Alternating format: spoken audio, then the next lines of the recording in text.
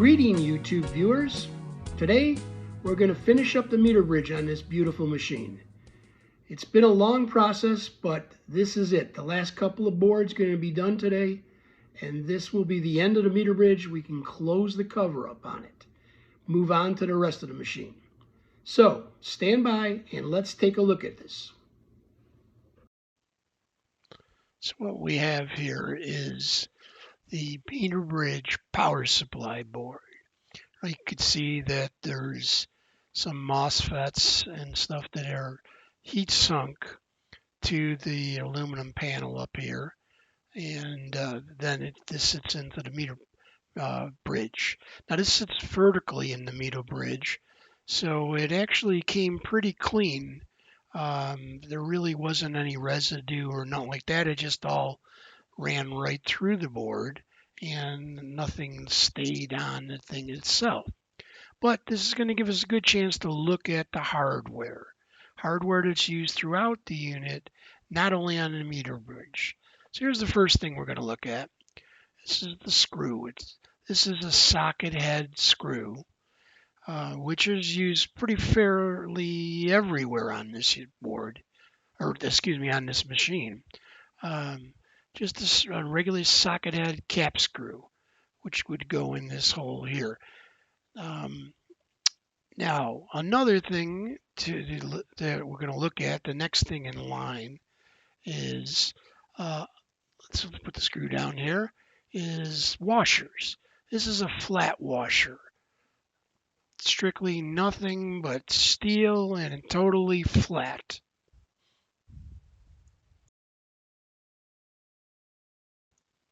So this will actually protect the circuit board so that the screw doesn't bite into the fiberglass and, repeatedly taking it on and off cause a problem. So that's what the flat washer is going to do. But of course the screw could loosen. So what we need is a lock washer. Now there's two kinds that they're using, and this one that they use, the Swiss, is called a Belleville spring lock washer. It has little ridges on it that bite into the screw and the thing below it, which could be the circuit board in this case. This was named after Julien Belleville, French engineer who designed a spring. And I'm not sure really why they named the washer after her, but we don't know that. So the first thing that goes on here is a flat washer. These holes that don't have any lining around it are all over this board. Okay, up here and down over this section over here, everywhere around this board except for this one right there. Okay, so the first thing that you're going to do is place the flat washer to protect the circuit board, then the lock washer, the Belleville spring washer on top of that, and then the screw itself tightens down and holds that in its place. So this hole has a pad around it. It actually connects to that little trace you see, and then it connects to ground, and it needs to be a chassis ground. So this thing has to touch the chassis of the unit via the screw. Now, if you use the screw by itself, it's okay, but it doesn't really bite into it. So we need a star washer.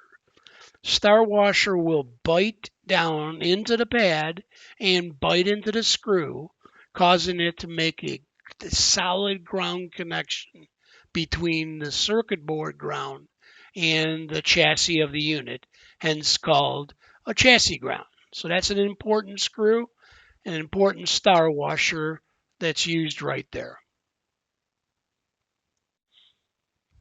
So yeah, you can see around this board there's basically the regular holes where those screws will go with the star washer and flat washers, and then there's the chassis ground thing. And this happens, like I said, this happens really everywhere around here.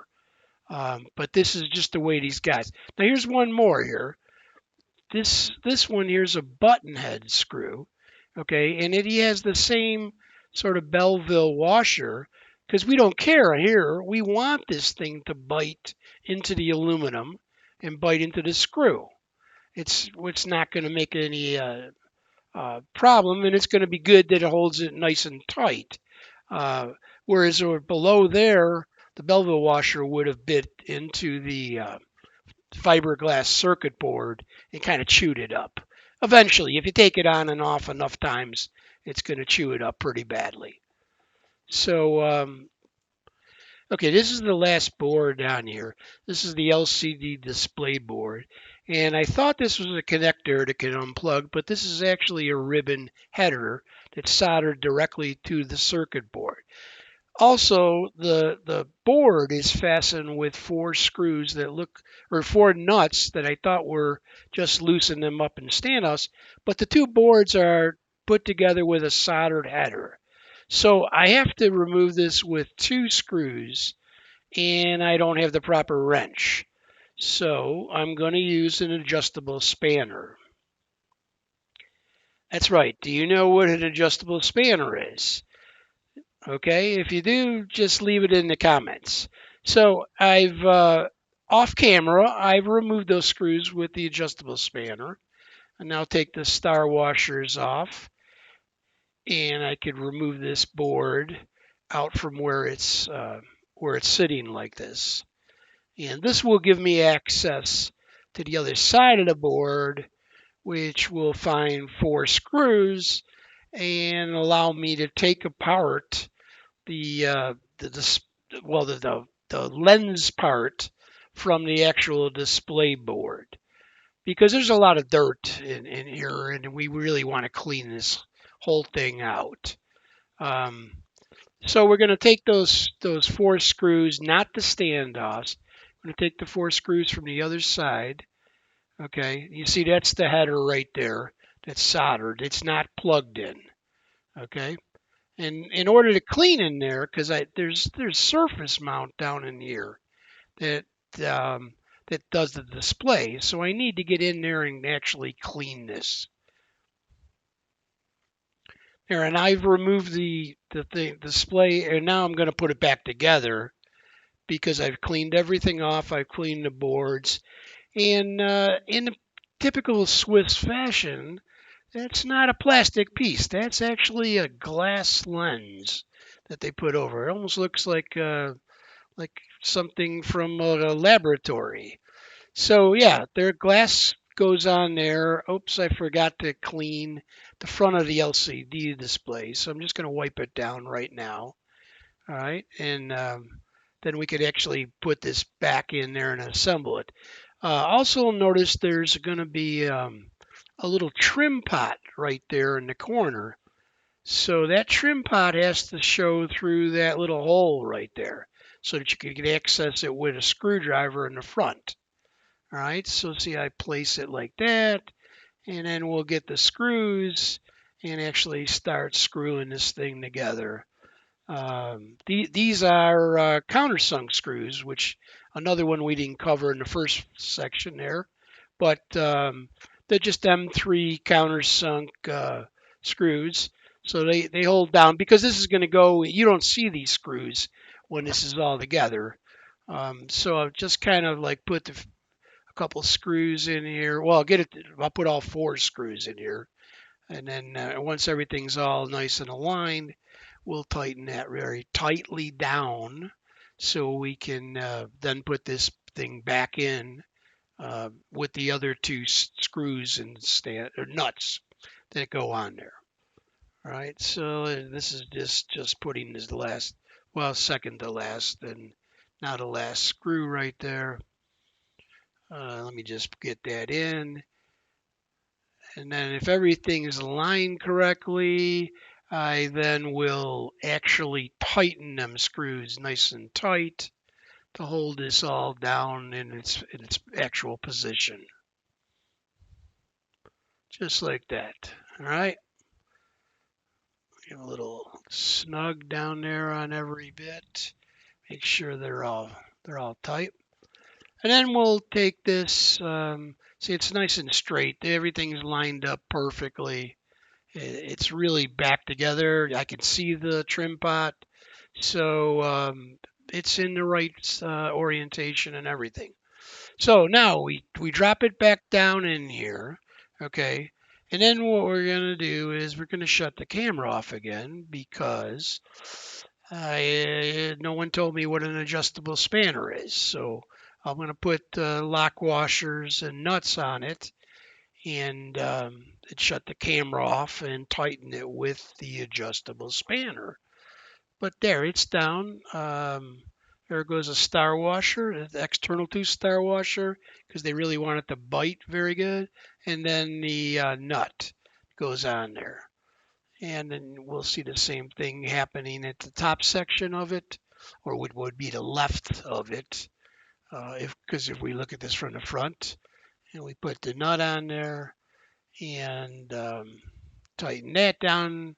And again, what I'm going to do, I'm going to shut this off and come back once it's all adjusted with the adjustable spanner, or it's tightened with the adjustable spanner. Okay, so there it is, back in place, tightened down. Again, what's an adjustable spanner? Tell me that.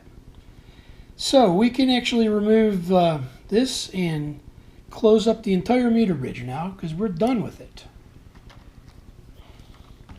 Take my light off of there. And there's a good shot of the whole thing from the back. And we'll take it up and close it off. And that's it. We are done with the meter bridge. We have to go on and finish off the deck and everything else, but the meter bridge is officially done. Well, I hope you enjoyed that. It has been a long process to finish this meter bridge, but it's finally done, and we need to now move on to other places in this machine. I'm working my way downwards because that's the way the dirt falls. So the next thing is sort of on the top deck. We're going to see some stuff in the top deck, bearings, rollers, stuff like that, and we're going to correct those issues. So please subscribe to the channel, hit the thumbs up if you like it, and hit the bell for notifications. Thank you, and we'll see you on the next one.